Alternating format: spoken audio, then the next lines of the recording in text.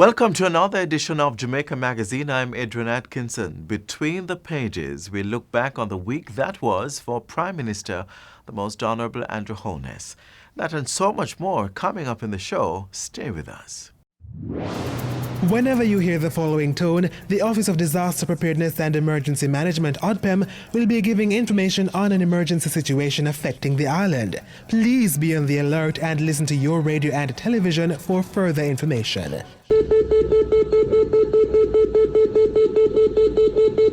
This was a test of the emergency alert system, brought to you by ODPEM.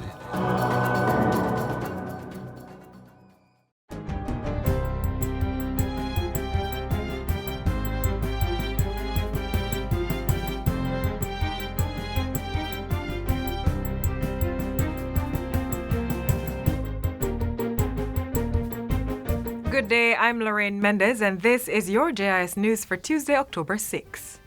Students at 2 primary schools in St. Anne are in a better position to access the virtual lessons being administered this academic year after the Education Ministry provided them with a total of 144 tablets on the weekend. On Sunday, the Education Ministry distributed 126 tablets to Brownstown Primary, while 18 of the devices were delivered to Alva Primary. An additional 8 tablets were handed over to Brownstown Primary on behalf of New Fortress Energy. They will benefit students from grades 4 to 6 who are on the Program of Advancement through Health and Education path. Portfolio Minister Favour Williams says the tablets will assist in bridging the digital divide as government continues on an irreversible path to strengthening the technological capacity and infrastructure in schools across the island. You've probably heard us talk about putting satellite connection on 100 schools across Jamaica, especially those schools that do not now have internet connectivity. And that installation is to start this week. I know the equipment is here. It did take a little time to get to Jamaica, but I know it's here now, and that rollout will happen very quickly over the next 2 weeks.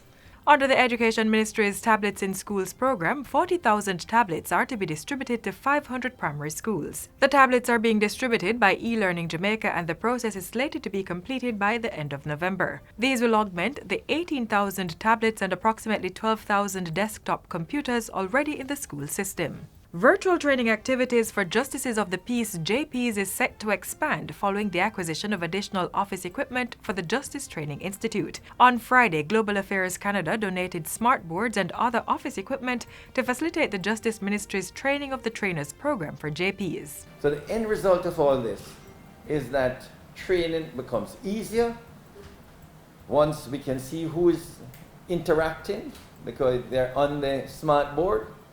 So we know that they're actually participating, so that we know that they have been a part of the 6-hour training or 18 hours training that we do for the newly appointed Justices of the Peace. The Justice Minister says the virtual trainings will continue as the ministry works to limit the spread of COVID-19 among the population. Government is working on a COVID-19 relief program for persons in the fisheries sector. Minister of Agriculture and Fisheries Floyd Green says the details on the relief program will be provided shortly. He was addressing a public forum hosted for local fisherfolk at the Old Harbour Bay Baptist Church in St. Catherine recently. Mr. Green told the fisherfolk that he would provide details of the program in the House of Representatives within 2 weeks. We're going to every single parish, and when we finish, the technical team is going to pull together a list of what has been said, what are the recommendations. We will sit down as a ministry and go through them and then craft a plan of action. The Old Harbour Forum, which was held virtually, is part of an island-wide program to engage farmers and fisherfolk in dialogue to chart the way forward for the agriculture and fisheries sector. The Port Royal Street Coastal Revetment Project, which began in March this year, is on track for completion in April 2021, on time and within budget. The update comes from Omar Sweeney, Managing Director of the Jamaica Social Investment Fund, JSIF. The project aims to create protective infrastructure along the Port Royal Street corridor to safeguard it from the effects of storm surges. This corridor is considered an integral part of the east-west transportation network in the Kingston metropolitan area. During a recent tour of the area, Mr. Sweeney said the project would assist in attracting investments and support the revitalization of the downtown Kingston area. Wave action has eroded most of the shoreline and now it's beginning to affect the road. This project will preserve that, but more than that, it will create a new entertainment and well-being space for all Jamaicans. The project is now 23% complete. The scope of work includes the installation of 1 kilometer of composite seawall and armor stone revetment structure. The drainage system in the area will also be upgraded and 1 kilometer of existing roadway will be rehabilitated and raised. A 4.7-meter wide boardwalk will be installed to improve the aesthetics of the site and promote recreational activity along the shoreline. In addition, an 80-meter fishing village will be created for fisherfolk in the area who currently berth their vessels along the shoreline. The Port Royal Street Coastal Revetment Project is being coordinated by JSIF and implemented under the Disaster Vulnerability Reduction Project through a loan from the World Bank. Government is welcoming the support that will be provided to stakeholders in the tourism and agriculture sectors under Phase 2 of the Rural Economic Development Initiative, READY 2. The READY project focuses on enhancing linkages among producers, service providers and buyers to improve economies for small agricultural and tourism enterprises while enhancing market access for these businesses. Agriculture Minister Floyd Green says the $40 million project is timely as both sectors strive to recover from the devastating impact of COVID-19.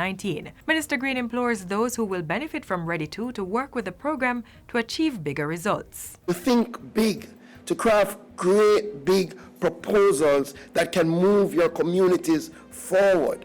I want you to think, throw out the box. Don't think about the box. We know the challenges. We know what is needed. And I can tell you and I can assure you, the team at JSIF and at agencies like RADA are willing to work with you to put those proposals to paper and to handhold you through the process. Minister Green was speaking at the recent launch of READY 2, which is being implemented by the Jamaica Social Investment Fund with funding from the World Bank. He says farmers in St. Anne, Manchester and St. Elizabeth are still benefiting from cluster greenhouse water harvesting technology implemented under Phase 1. In addition, fisherfolk are reaping positive results after applying business-oriented approaches from training received under the initiative's first phase. For his part, Tourism Minister Edmund Bartlett says the project will enable stakeholders to provide a richer visitor experience in communities and also to tap into the tourism value chain. The timing couldn't be more perfect, as at a glance I see that tourism will play a big part in READY 2 in areas such as enhanced agriculture and tourism linkages, enhanced marketing of community tourism enterprises, diversified tourism offerings allowing for expenditure and earnings within local communities. And finally, Minister of Housing, Urban Renewal, Environment and Climate Change, Pernell Charles Jr., is encouraging Jamaicans to make tree planting and maintenance a regular part of their daily lives. He made the appeal during last Friday's National Tree Planting Day activities at the Forestry Department property in Kingston. The Environment and Climate Change Minister said all Jamaicans must go out and plant a tree for the greater purpose of sustaining the environment. He pledged to lead the initiative to spread green spaces across the island. Meanwhile, Principal Director of Forest Operations at the Forestry Department, Jerome Smith, says in light of the COVID-19 pandemic, the department has launched a virtual tree planting exercise. Persons are encouraged to take a picture or record a video of themselves planting a tree and email it to fdinfo@forestry.gov.jm or forestrypr@gmail.com. The pictures and videos will be uploaded to the agency's social media pages. And that's it for JIS News today. I'm Lorraine Mendez. Thanks for watching.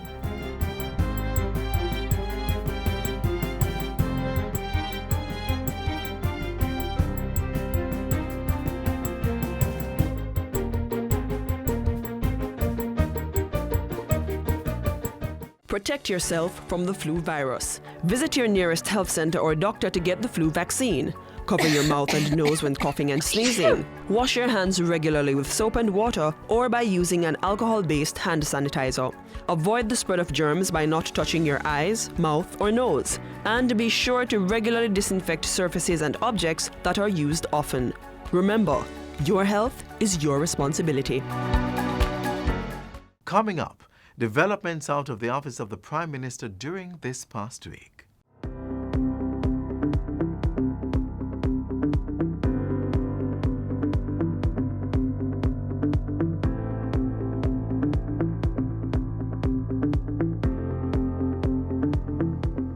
National Identification and Registration Bill on track for approval by year-end. Security infrastructure for a safe digital society to be completed this calendar year.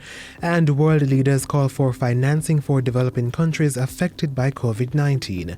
You're watching Jamaica House Weekly. I'm Anthony Morgan.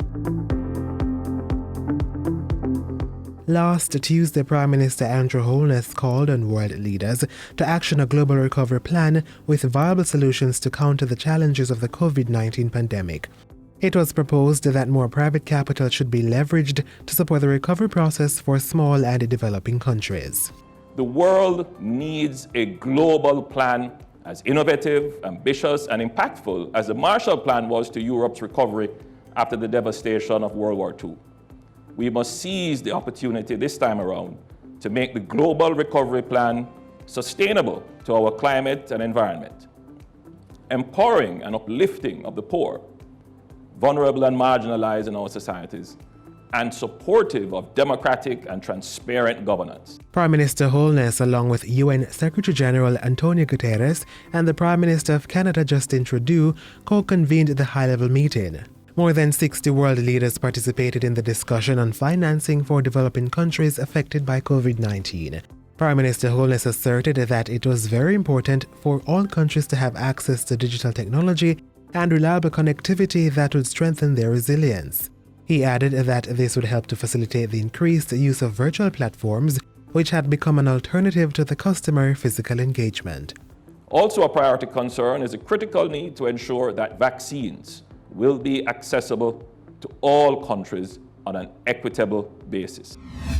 Prime Minister Andrew Holness was also in the Parliament on Tuesday. There he announced that the new National Identification System NIDS could be in place by year-end. He said the new National Identification and Registration Bill had been completed and was to be reviewed by a NIDS Policy Committee along with a Legislation Committee of Parliament. After that, the bill will go before Parliament and a joint select committee will be appointed to discuss the legislation. The government is fully cognizant of and sensitive to the legitimate concerns that persons have regarding data protection and privacy. We are committed to putting in place the legislative, technological, and independent oversight mechanisms to ensure the rights of persons are respected and protected. The government will also provide an online forum on nidsfacts.com for all Jamaicans to comment on the bill. So far, Cabinet has approved the new Voluntary National Identification and Registration Policy. Changes include the voluntary enrollment, as well as the use of minimum biometrics, which are fingerprint, facial image, and manual signature. Meanwhile, Prime Minister Holness says critical security infrastructure to enable a safe digital society is being put in place.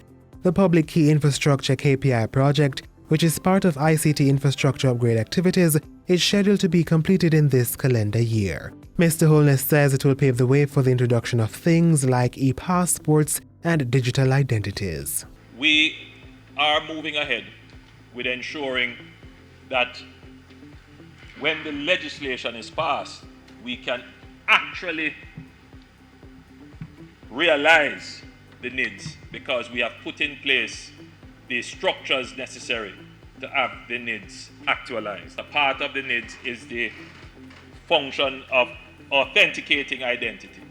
Then the process by which that is done, which includes having the networks to do it, the software to encrypt and decrypt, and the user interface to be able to plug in information and get a response. All of that, Madam Speaker, is now being done under what is called the Public Key Infrastructure.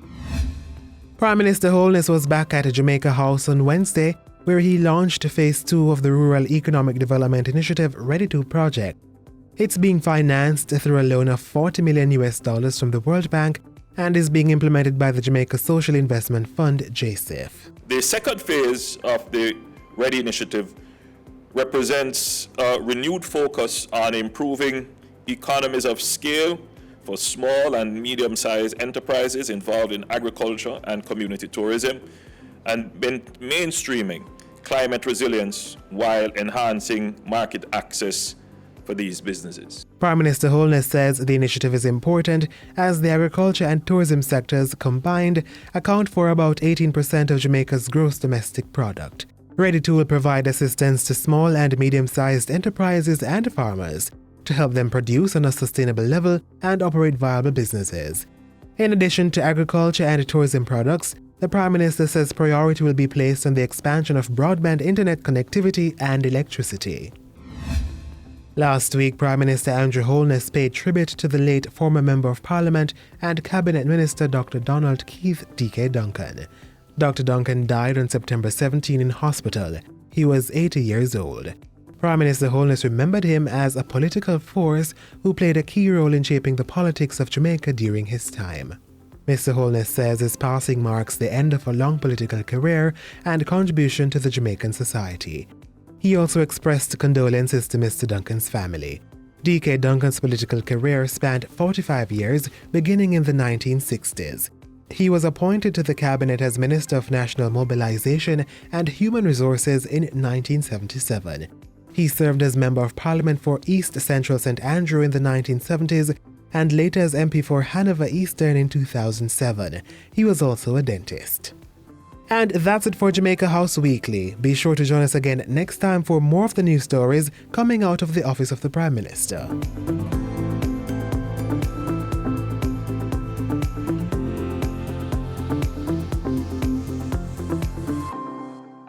The JIS Heritage Competition is celebrating 10 years of youth expression on Jamaican history, culture, and tradition.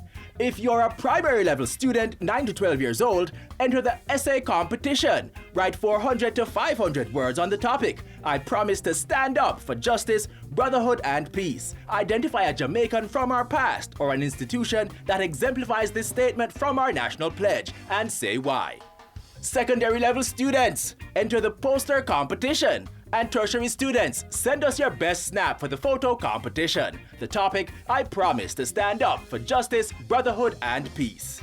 Enter now and play your part in preserving our national heritage. Great prizes to be won. Competition closes October 24. For competition rules and guidelines, contact the JIS. As the tourism industry reopens on a phased basis, training on how to operate amidst COVID-19 continues to ensure the safety of all workers and visitors. Let's get a little breeze on this land. All right. Exactly. All players, visitors, and workers must feel all right as the tourism industry opens. There's a new normal.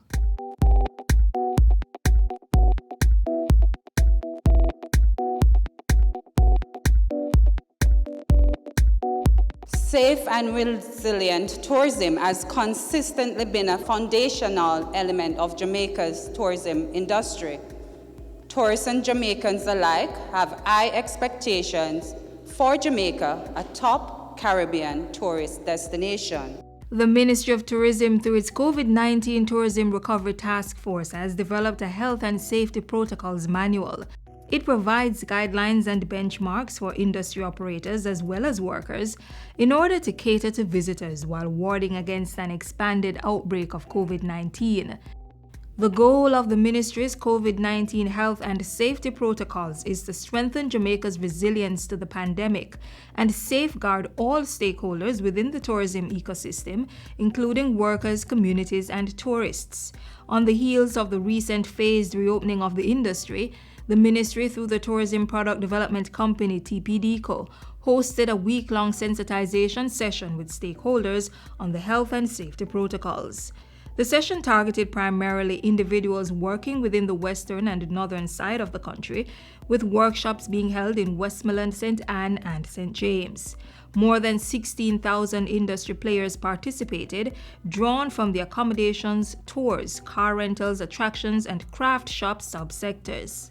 The message was clear: safety of workers and safety of visitors for a resilient destination. There are 8 key health and safety elements of the Jamaica tourism sector. Sanitization stations, 2, face masks or personal protective equipment, 3, physical distancing, 4, clear, frequent, and consistent messaging. 5, technology enablement. 6, real-time monitoring and reporting. 7, rapid and clear response. 8, training. Training should be done for the entire tourism industry. One of the protocols highlighted is the need to appoint a health and safety risk committee at hotels with excess of 100 rooms. Another protocol dictates that each hotel must appoint a COVID-19 safety point person who should also serve as a point of contact for employee and guest complaints. Managers and owners within the industry must also ensure that staff members are healthy upon their return to work, and they must complete a health questionnaire. Hotels will be required to allow for contactless digital check-in of guests where possible, and must also ensure that employees at the start of their shift disclose whether they have knowingly been exposed to anyone with COVID-19. Guests must be provided with a printed or electronic copy of the COVID-19 health and safety protocols. There is also special emphasis on social distancing, sanitization, and the wearing of personal protective equipment. Tourism businesses will not be allowed to open until they are assessed by the TPDCO. Once the necessary protocols are in place, the entity will be issued a COVID-19 resilience certificate, which must be clearly displayed at the property or attraction. I represent villas rather than small hotels and short-term rentals, so I have a few questions you might be able to help me with. First of all, in the document that you produced, you mention in one area that there should be 72 hours between cleaning of a room, possibly, and then twice you mentioned that the idea is to have 24 hours between each reservation or room occupation. If you have an infected patron, let's say I stayed at your property, right, and I am a COVID-19 patient. Once I check out, then that room needs to sit for 3 days before you can utilize it again. The 24-hour part of it is just to allow the room if they, all right. Where COVID-19 is concerned, remember that the symptoms are not presentable right away. So if the possibility exists that the person who checked out developed the virus, then that is why it is advised to leave the room for 24 hours. In regards to Airbnbs, it's not like guest houses where you go and somebody check you in. You do self-check-in most times. So what if the person comes to the house, or, yes, basically the house, and they're there, we have nobody there going to clean the area if they're here for a week? How will we know if the person has some sort of symptoms afterwards? We will not know that. So if we have bookings back to back, which is, as she said, Saturday to Saturday, and the person there has symptoms and we have no idea, the person said nothing, we clean in the area or sanitize, disinfect, whichever it is at the time, getting the linens clean. Do you suggest that we wash those bed linens with warm water now, or do we do our regular disinfecting? What do you suggest we do? Both. If you take the hotel model, for instance, once a guest goes into a room, you might have things that they seemingly may not have used, or a table may not have used. You strip everything, you clean and sanitize the area, so you might have to adjust how you do your bookings to give yourself the sufficient time to clean and sanitize all areas, even more so than you used to do before. Right? Strip down curtains, sheet bed linen right down to the bottom, sanitize the mattress completely. The stakeholders gave a commitment to strictly adhere to the COVID-19 health and safety protocols in order to help protect their bread and butter.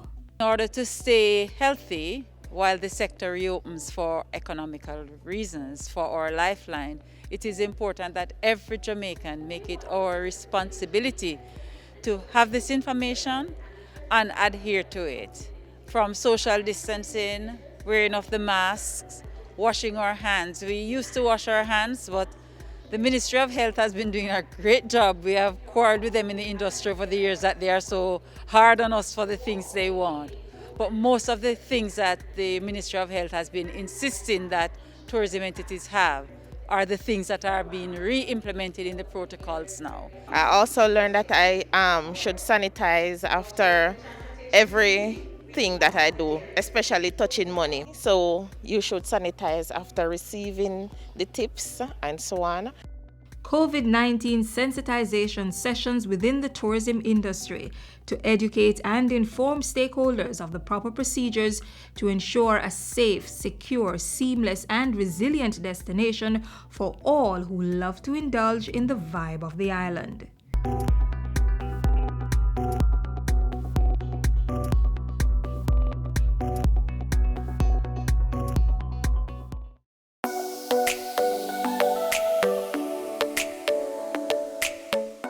To properly carry out a hand rub, apply a palmful of the product in your cupped hand, covering all surfaces. Rub your hands palm to palm. Rub your right palm over the back of your left hand with interlaced fingers and vice versa. Rub your hands palm to palm with fingers interlaced. Rub the back of your fingers to opposing palms with fingers interlocked. Rotationally rub backwards and forwards the clasped fingers of your right hand in your left palm and vice versa. Once your hands are dry, they are now safe.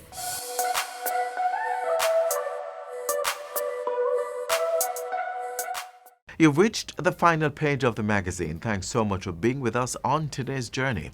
Another show unfolds tomorrow, so come back same time on this same station. Until then, click on our social media pages for more informative features. While there, please subscribe to our pages and channels so you can stay in the know. On behalf of all of us here at the GIS, I'm Adrian Atkinson, encouraging you to stay safe. This has been a production of the Jamaica Information Service, the voice of Jamaica.